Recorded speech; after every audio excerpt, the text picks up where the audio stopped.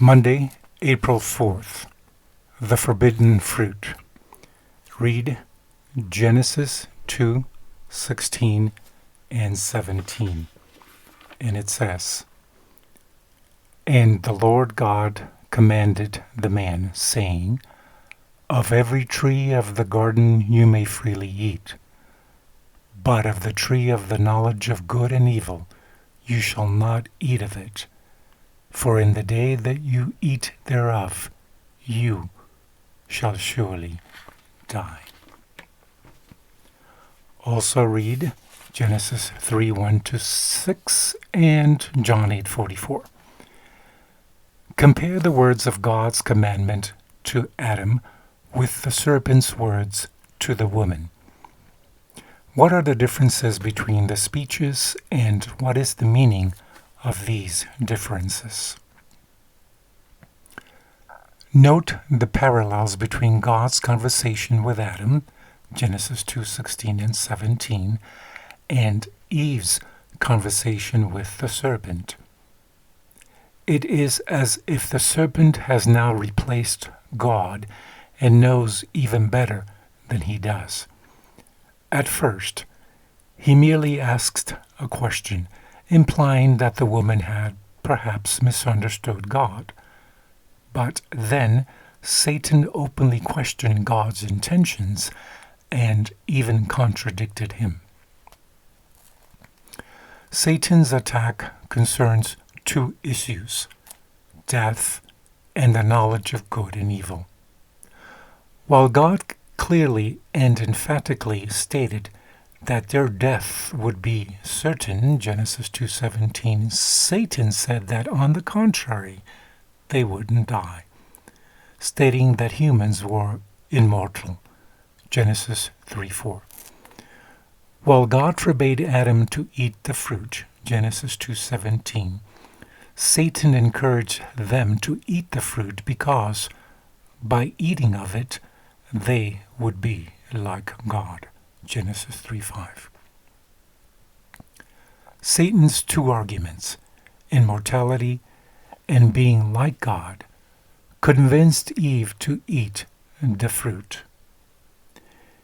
It is troubling that as soon as the woman decided to disobey God and eat the forbidden fruit, she behaved as if God were no longer present and had been replaced by herself. The biblical text alludes to this shift of personality. Eve uses God's language. Eve's evaluation of the forbidden fruit saw that was good, Genesis 3:6, reminds us of God's evaluation of his creation, saw that it was good, Genesis 1:4, etc. These two temptations, those of being immortal and of being like God, are at the root of the idea of immortality in ancient Egypt and Greek religions. The desire for immortality, which they believed was a divine attribute, obliged these people to seek divine status as well, in order, they hoped, to acquire immortality. Surreptitiously, this way of thinking infiltrated Jewish Christian cultures and has given birth to the belief in the immortality of the soul, which exists even today in many churches. Think of all the beliefs out there today that teach there is something inherently immortal in all of us. How does our understanding of human nature and the state of the dead provide us such powerful protection against this dangerous deception? The book That I May Know Him, page 14, says, "With what intense interest the whole universe watched the conflict that was to decide the position of Adam and Eve. How attentively the angels listened to the words of Satan the originator of sin, as he sought to make of none effect the law of God through his deceptive reasoning. How anxiously they waited to see if the holy pair would be deluded by the tempter and yield to his odds.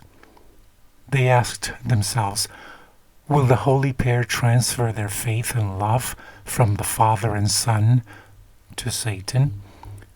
Will they accept his falsehoods as truth?